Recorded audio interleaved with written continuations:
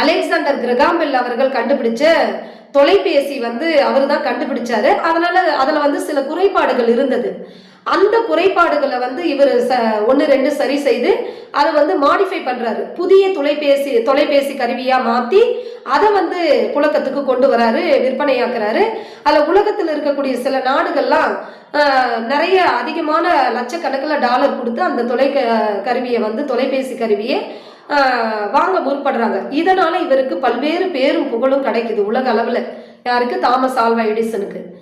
அதுக்கு பிறகு பாத்தீங்கன்னா நம்மளுடைய மின் பல்பு, வீட்டுல எரியக்கூடிய மின் பல்பை கண்டுபிடிக்கிறாரு. இந்த மின் விளக்கை கண்டுபிடிக்கிறதுக்கு அவர் ஒரு முறை 2 முறை சோதனை பண்ணலங்க, ஏறக்குறைய 1200 முறை சோதனை முயற்சியில ஈடுபட்டிருக்கிறாரு. நம்ம ஒரு முறை 2 முறை பண்ணிட்டு என்னடா வரல அப்படின்னு விட்டுறோம். அவர் தொடர்ந்து தொடர் முயற்சியில ஈடுபட்டு அந்த மின்விளக்கு எரிவதை சக்சஸ்ஃபுல்லா கண்டுபிடிக்கிறாரு. 1200 முறை சோதனை செய்து பிறகு 1201வது முறைதான் அந்த மின்பல்பு எரியக்கூடிய வகையில அவர் கண்டுபிடிச்சிருக்கிறாரு.